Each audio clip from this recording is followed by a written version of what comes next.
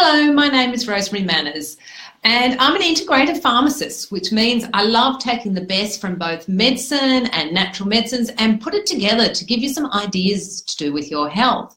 So today we're talking about hay fever, and if you've got hay fever and this is the time of the year that you're normally suffering from it, you'll be like me and you'll put hay fever into Google. And if you look out there, the whole world is talking about hay fever, but they're talking about it in relationship to gin and tonic. So the question is, does gin and tonic help hay fever? Why is when we're talking about hay fever does everybody start talking about gin and tonic? So that's what we want to explore today and come up with some great strategies for you out there that are suffering from hay fever, and see where we go with this. So it's sort of interesting because of the air, we take for granted the air that we breathe. And the air that we breathe, we don't think about it to do with our health so much. It's just there and it's easy to come by and you don't have to sort of source it anywhere. But actually around the world, there's hundreds of thousands of people that die each year because of the air that they breathe. And when we become most in touch with it is spring, when the air is full of pollens and things that people react to. So there's a new app out. Well, I don't know how new it is, but I've been alerted to an app that if you suffer from hay fever or when it gets too polluted in the air and you want to find out what it's like, it's called Air Matters, and it's sort of interesting to see what the air is like near where you live. And it shows you different countries and the air in different countries. So that's a place to start. So back to hay fever. So what is hay fever? Hay fever in a medically term is called allergic rhinitis, and it's when there's inflammation in the inside of your nostril in response to an allergen.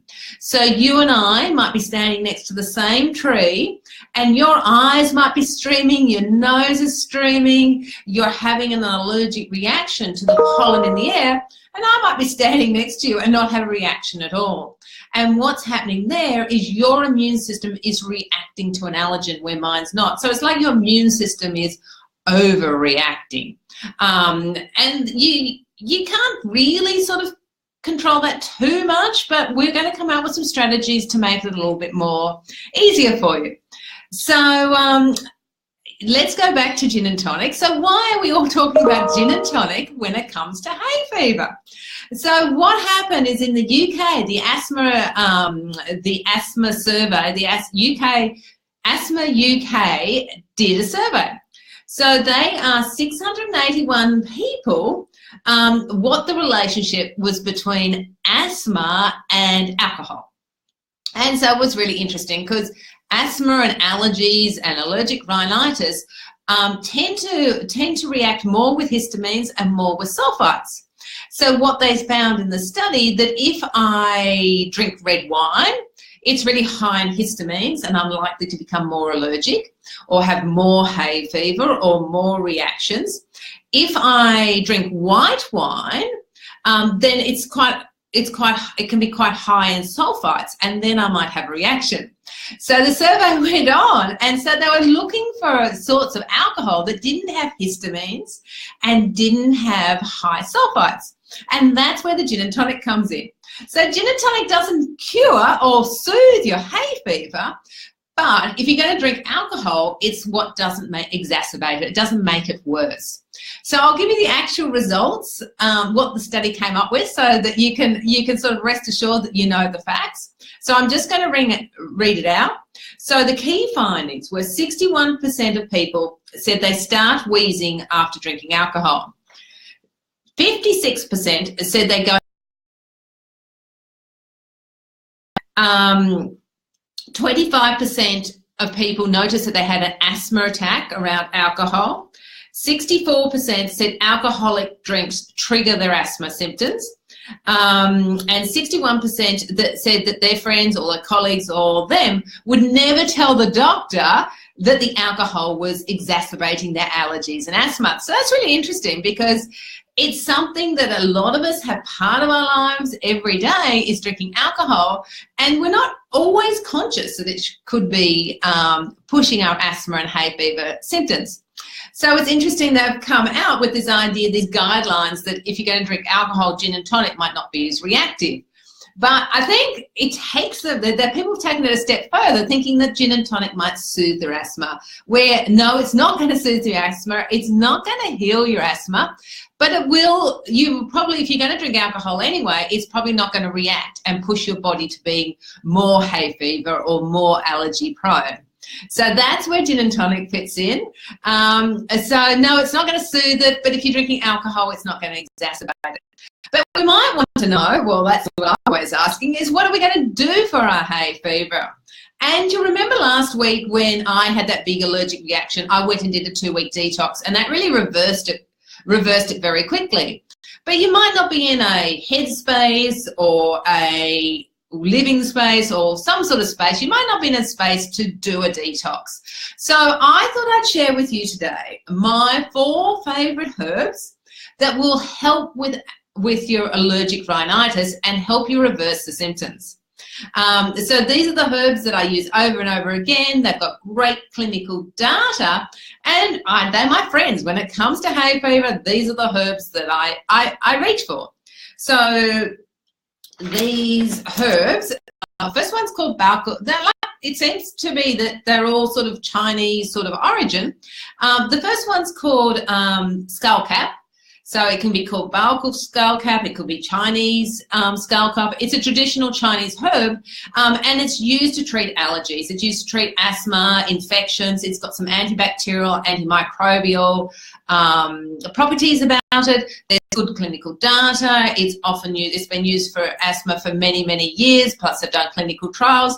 So it's my first go-to herb when I'm thinking about asthma and allergies, and that's called skullcap. They actually use it as a sedative as well, so it's a calming. It helps calm your system. So there's my first one. You ready for the second one? The second one, you might have heard of it. If you eat a lot of Asian food, especially Korean recipes, Perilla is a herb that they use a lot in their cooking in Korea and some of the Asian restaurants. So Perilla is my second herb. We use the leaves and we make a medicine out of the leaves. So we find it helps with a variety of ailments. It's antioxidant. There's anti-allergy, which is why we're using it now. It's anti-inflammatory as well. It lifts your spirits, so it's sort of like antidepressant. It's an anti-anxiety herb, but mostly it's known for its breathing. It helps breath. It helps air. They definitely use it for food for medicine. When there's a lot of pollution in the air, you come out with your Perilla dishes. If you're in a place where there is pollution, that's their food for medicine when it comes to air quality. So that's my second herb, Perilla. The first one was skullcap. The second was Perilla. My third one, and I love the name of this, it's called albizia, but it's known as the tree of happiness. So how cool does that sound? So albizia is a herb, again, another allergy herb. It's antispasmodic, but what's great when it comes to clinical trials about albizia is you can actually give it to somebody when they're reacting, when they're allergic, when they're sneezing and snuffling, and you'll see a reaction in a very short period of time. So it really brings back that histamine reaction, and it really sort of gets stabilizes. It's the mast cells that cause that reaction, so it sort of stabilizes those cells quite quickly. So it's the one that activates the formula. It's the one that sort of is the fastest reacting herb in that formula. So it's the one that's sort of at the forefront when you start combining and get synergy out of these herbs. So they're my 3 first favourite herbs. So there's, when it comes to hay fever, there's the Baoku skullcap, there's the albizia, and there's the Perilla. So my 4th thing that I love putting into my hay fever cocktail when it comes to herbal tonics is rose hips. So I love activating a formula, and rose hips is full of vitamin C. It's got a beautiful flavour. It binds everything together. It creates that synergy. It activates the formula. It gets my herbs tasting good. If you think herbs taste good, I do. But it actually makes it taste a little bit better. It's got the vitamin C in it. It activates the other 3 herbs. So it's a beautiful formula. Great if you're suffering hay fever. Because I don't know, if you're a hay fever sufferer, I suffer from allergies.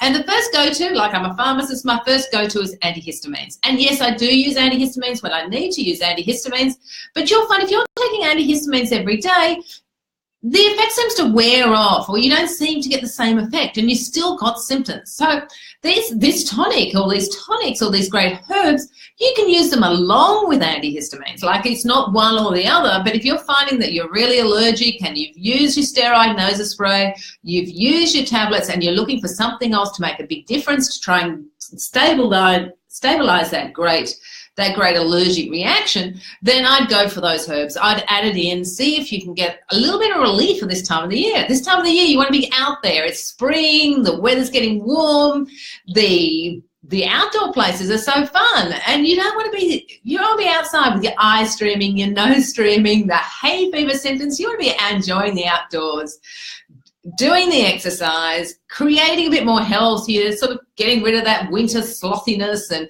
getting out there and enjoying the outdoors. So I think those herbs are going to really help you, and I hope you enjoy them.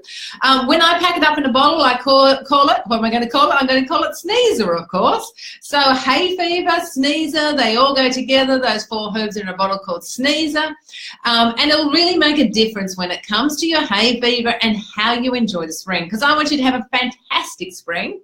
So I'll see you next week at 12 o'clock on a Wednesday with another great show for next week. But today, all about hay fever, all about whether to have gin and tonic or not, but we've explored that. We've got an app that talks about air matters, and if you want to really see which days that you're more likely to be reactive, that might be helpful for you. But I really wanted to tell you about my 4 herbs, the 4 herbs that will make the biggest difference when it comes to hay fever, allergic rhinitis, sinusitis, allergies, asthma, the air that we breathe and how our body reacts to it. So I'll see you next week. Thank you so much for listening. Bye for now.